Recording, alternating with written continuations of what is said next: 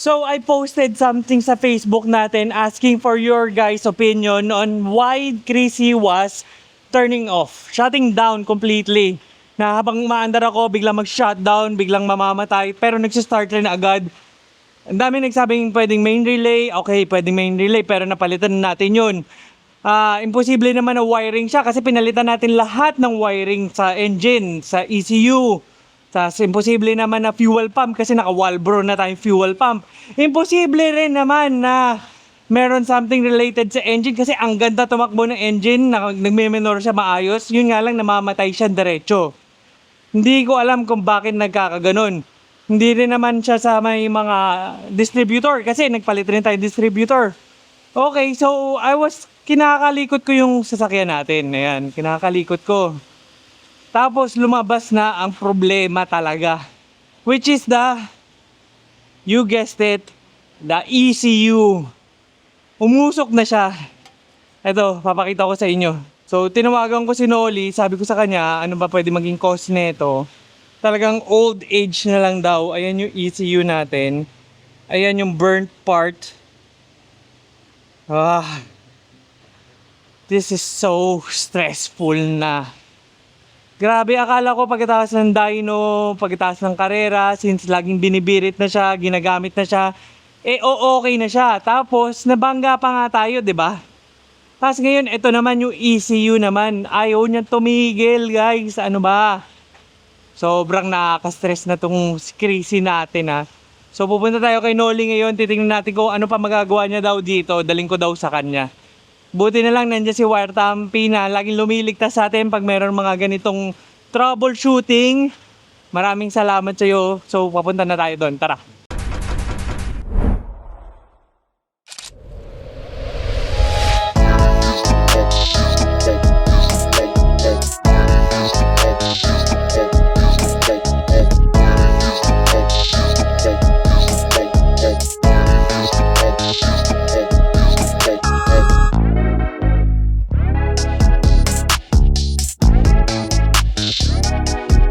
Okay, nandito na tayo sa JC Electrical kay Master Noli ulit.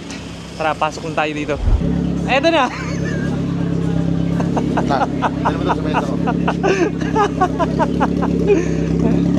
Eto si Boss Joe.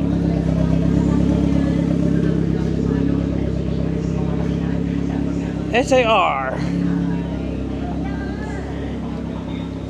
EF na orange. Ito lamesa ni Boss Noli. Ay nako, nakaka-stress talaga. Kawawa. So titignan daw ni Noli kung kaya pa daw i-repair yun. Hopefully sana ma-repair pa nga talaga. So dati pa ako pumupunta dito kay JC talaga, JC Electrical. Pag meron akong mga wirings dito talaga. Kasi expertise nila yon. They also do brake tach, wire tach, fuel tach, ganun, mga ganun. So, complete wire tach ginagawa nila. And also, maintenance parts, nag-install rin sila mga engine, mga ganun. Pero more on electrical ang pinupunta ko dito. Ayun, no? Hirap makakuha ng schedule dito. Tingnan nyo to, EG na to. Naka-ITB rin yan. Toda. ITB. Solid. Coils on plugs. Ganda ng radiator nyo. B20B.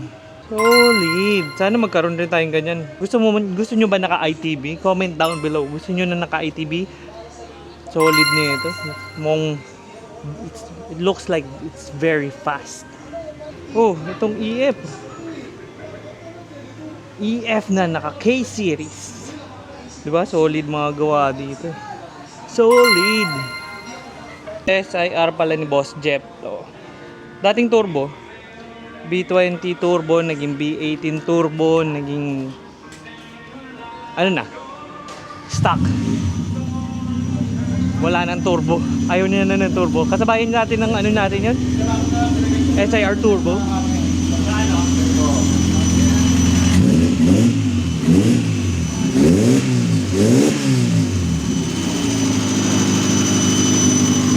Ano yun? Yung matining. Patay yung hangin niya. Honda distributor yun? Honda Box. Ako, Honda Box. Honda Management. Sino ka na nga? Sabi ko sa inyo, kayang-kaya ni Noli lahat yan. So, sabi ni Noli, dapat daw, nung kinalasan natin lahat, nagpa-refresh na tayo ng ECU. Hindi ko naman alam. Wala rin naman daw ibang pwedeng maging cause nun, kundi old age na lang talaga. So, ayan, check niya. Kung may pag-asa pa ba daw yung ating box. Sausad. Mahal na pala ng box ngayon. 21 daw. US. Oo. Dati 10,000 lang yun sa atin ah. Meron pa kang ano. May 85 pa nga dati.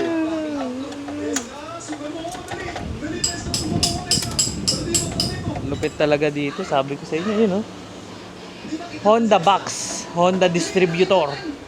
Pero Mazda yung kotse. Yun oh. So, di ba? Angas. Sino dito nakaabot sa Sentra nito? Di ba Sentra yun? Anong makina ng Sentra nito? Manlilibre daw siya. Sino makakahula? Matindi Sentra nito dati. Kawawang box. Gulat ako, musok eh.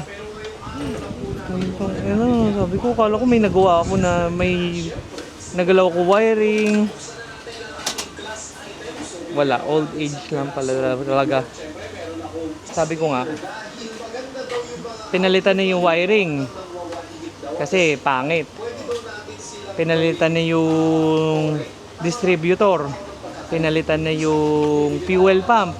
Pinalitan yung suspension. Ngayon, ayusin yung ECU natin. Ano na susunod? Palit kotse. Buong makina na yung susunod. Kotse.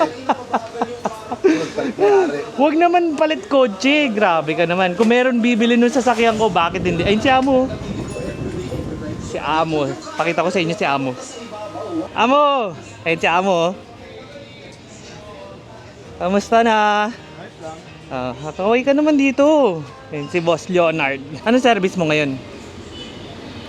Ano? Innova? Innova? Racing yun? Hindi. Ito si stock lang eh. Araw-araw lang. Mahirap ng stock ang Innova. Mahirap maging stock lang ang Innova. Hindi. Stock lang yun. Nagte-trail ka pa? Oo. Saan yung pan-trail mo? Nandun sa kabila. Yung Pajero pa rin? Kasi ano pa lang. Hindi na magbabago. Yung kay series na trail nyo na? Yung turbo? Tantay niya. Parang pinabuhan mo. Yari ko. Nasira yung box ko eh. Bakit? Sunog? Oo, nasunog. Walang yung EG yan. Sumasakit na ulo ko doon. Ang mamahal na pala ng piyesa ng Honda ngayon. EG, lalo EG. Oo nga, hayop. Ang EF na yun. Grabe. Malala ka lang EF. Pati mga makina, ang mahal na ngayon. Yung box nga, nagulat ako, 21,000 na daw. Yung... Programmable. Oo. Grabe. Wala lang. Pag-aftermarket ka na. Ano? Ano ba option ko na ganun? Kay friend. Ay, yung ano niya. Anong tawag doon? Call yun. Anong? Vanderbilt. Vanderbilt. Sige, titignan ko muna to. Tapos Brilliant Flag na. Yun yung nasabihin natin. Tapos lahat ng problema. Kasi di ba pag coil on pala, kailangan yung cam gear mo may sensor doon? Gagawa niya ng sensor yun. Kaya niya gawa ng sensor yun. Ni Preni? Oo. Oh. Chichikahin ko nga yun. Kung nakikulo mo sa todo, bumusakit sa Wala, stock lang naman yun eh. ito. Pero ma-enjoy mo siya. Kasi yung mga bito. Kia Pride na turbo. Ayun yung turbo niya. Ito, ano yan? Ford makina yan. Ha? Ford. Ford na makina? Oo, buksan mo. Ulit eh oh. Angas. Ayan daw si boss may-ari niyan. Ford yan. Oo. Flat pa yan. Ayun mo. Nakasabay kita doon sa Marcos Highway eh. Kulit rin oh. Galing saan kotse to? Actually, yung valve cover niyan kasi galing bang bansa. Ngayon, Mazda talagang engine yan, Japan. Japan na P5. Okay. P5 dock, mga galing 323 doon. Okay. So 1,500 lang. Tapos pinalitan ko na lang ng valve cover ng Ford para naka Ford team yung harap ko. Ah, Ford na headlight, yung grill, bumper. Yun. okay. So yun yung idea niya, kaya ako pinalitan. Kasi pero Ford talaga to. Hindi siya Kia. Kia Pride. Kia Pride na. Tapos yung buong face niya, Festiva. Oo. Ford Festiva. Kaya Ganda. ano siya, bottom Turbo bottom. talaga yung engine. Hindi, kinurbo ko na lang. Ah, kulit yun. Bali NA siya talaga, yung urig niya. Tapos kinorbo ko na lang. Kamusta takbo? Okay naman, medyo nakakakiliti lang ng konti. Maganda So, lang. 1.5 no? Sabi mo? 1,500.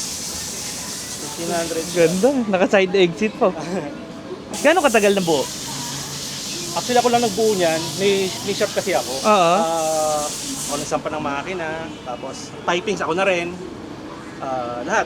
Intercooler. Pipings, pati welding, ikaw rin gumagawa? TIG welder din ako. Oh, Tapos, galing ah. Kami na nagbuo.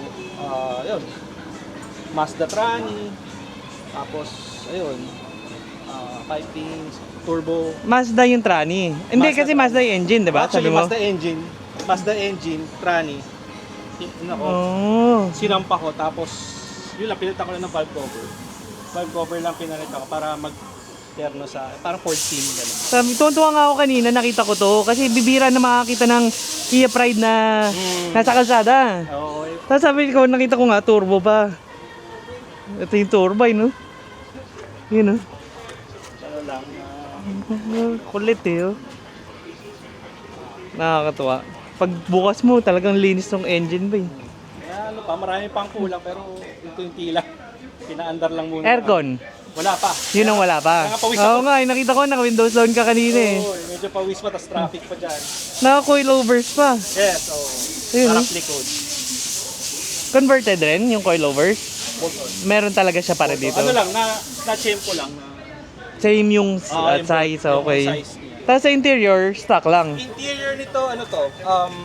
Accord, galing Accord to na ano eh. SIRT. Kakaalam to. Galing. Medyo madumi pa. Medyo Oo. madumi pa. Ano pa, unti-unti ko lang binubuo. Gano'ng katagal mo na binuo? Sinimulan ko to ng March. March 9. Tapos na siya halos papa-June na. Ah, Parang slow build lang. ganda. Nakakatuwa tignan. Kasi marami kasi conversion eh. Wala naman kasi bumobolt on minsan na sa mga makina. Oo, So magko-custom ka ng mga mounts, pran. ganda. Tuwan-tuwa talaga ako nung nakita ko siya kanina. Tapos nakita ko naka-intercooler, naka-side exit. Oo. Galing ka Antipolo eh, di ba? Oo, Ayun, nasaktuhan ako, kasabay kita doon sa may... nakita mo na kanina? Oo. Pakanan ka Marcos Highway. Ay, pakaliwa ka Marcos Highway, pakanan ako. Galing akong ano naman, sa may Masinag. Okay. Okay. Yan. Galing. Tapos naka-Sparko na ano, wheels. Yeah, oo. So specialty mo is Kia Mazda? Mazda. Yung Ganon. mga nakahiligan ko lang. Hmm. Shop ko, private garage sa Taytay. Usually mga Kia Mazda ginagawa ko. Tapos mga conversion, Meron kayong Facebook page? oo. Private garage. Private Search nyo na lang pag may mga pag may mga build kayo ng mga Kia, Mazda, baka makatulong. Yun. Sige sir. Ah, Thank you. thank you, boss. Ganda. Ganda rin ito. Oh, ha? Love shoes. Ha? Bukas ko. Wala na? Wala na yan? Okay, Pwede pa? try natin. Love shoes. Oo nga, yun eh. Angas yung Kia Pride dun, oh. Fix na. Ford na.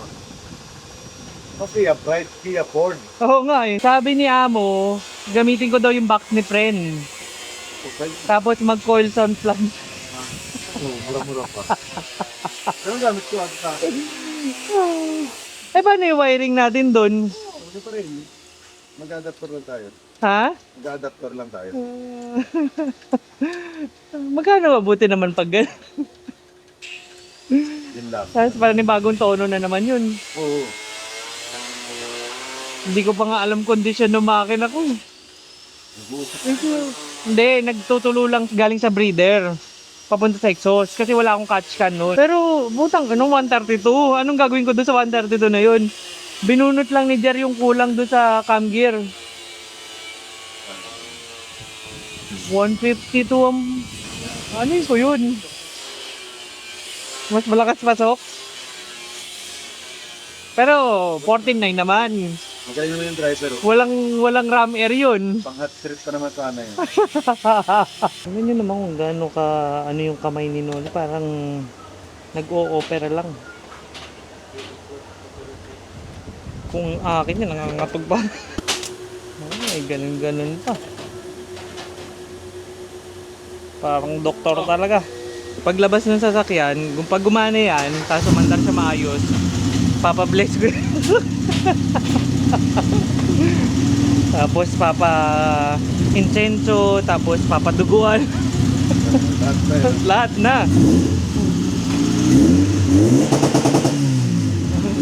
Ito yun, oh. Yun, oh. Ta-da-da-da.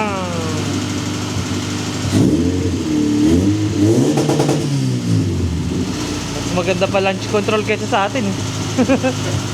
Testing daw muna. Sana gumana ka, sana gumana ka, sana gumana. Ang hirap ng ganito, guys. Hindi ko talaga alam kung sulit pa ba itong ginagawa natin, kung tama ba yung mga desisyon natin sa buhay. Ayaw niya talaga tumino. Sino makakahula ng kotse niyan? Comment down below. Yung pagkasabog daw ng dating kapasitor, kumalat. Madikit yung ito. Oo. Kaya nagkaroon na naman ng problema dun sa pinalit na kapasitor. Maganda lang, marami tayo eh. Sabi niya mukhang aandar naman daw. Bang yung ano eh, museum eh. Yung box, no? Pops and bangs yung box eh. Okay, one more try. Aray ko! One more try. Honda box sa Mazda. Oh, gumana pa. Oh my God! Wow! Maandar! Ay, gumana pa. Try natin. Oh.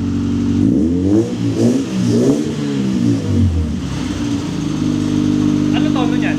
132 horsepower.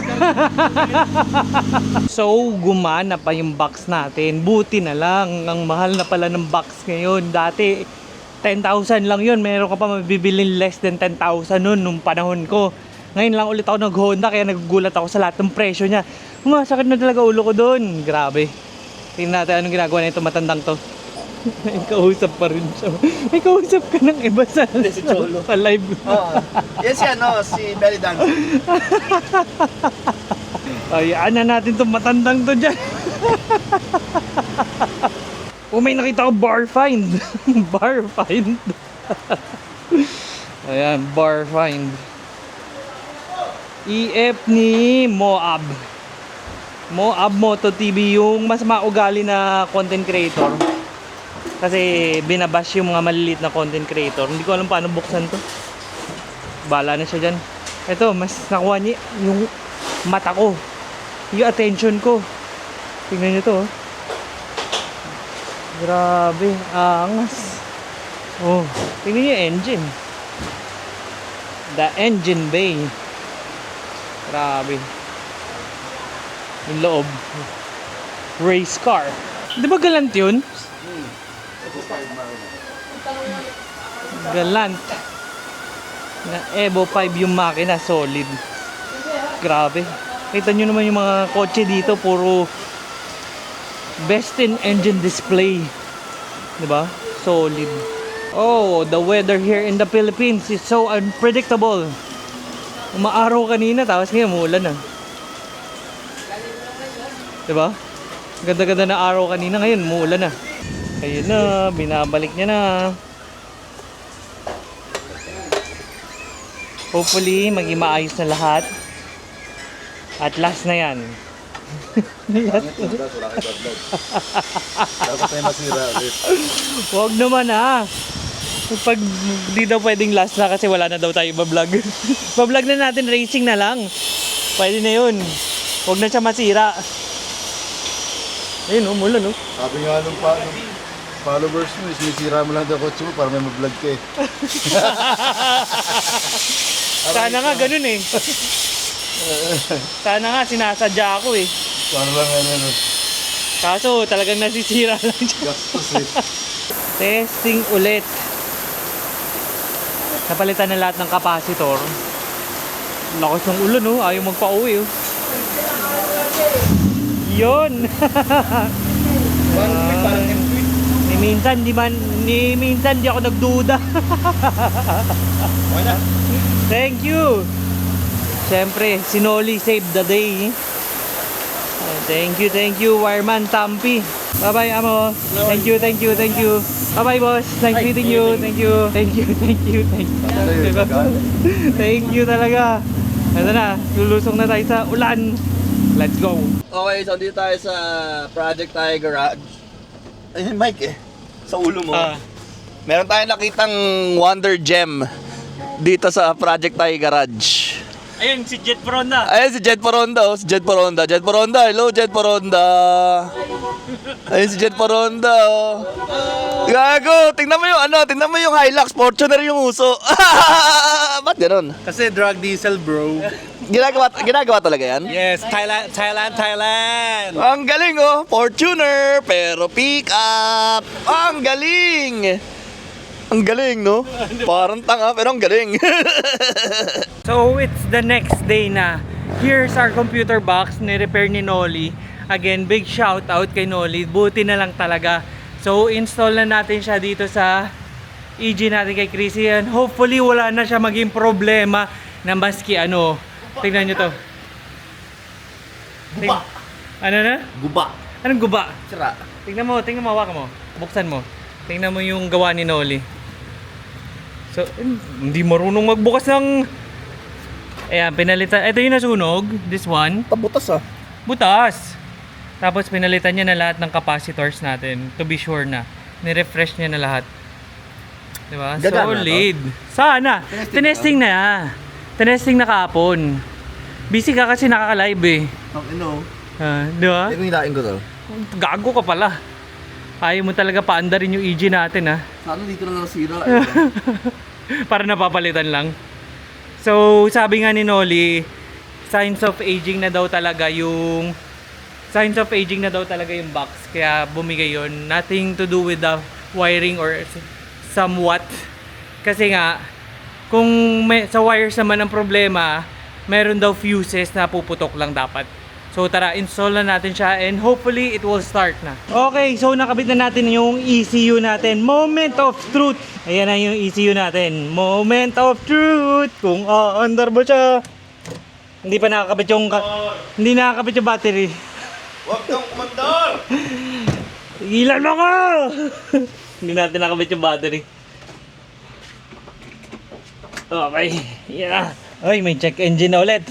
Ba, dati wala? Nawala. Tara. Ah! Umandar na. Ang galing talaga ni Noli, par.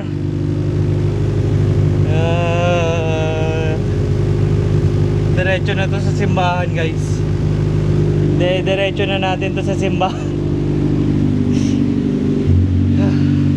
Hala, namatay pa rin.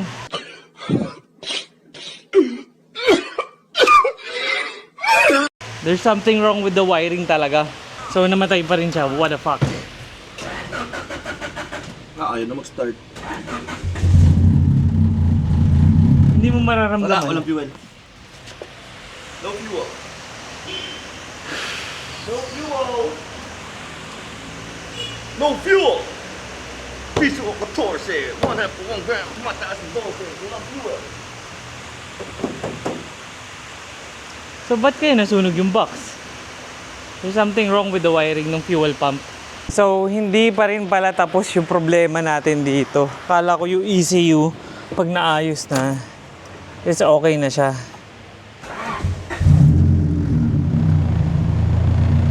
Namamatay-matay pa rin. I really don't know why. Grabe, nakakapagod na. This is so stressful. O ngayon, matino siya. Naka-start. Pero kanina, ayaw na tumuloy.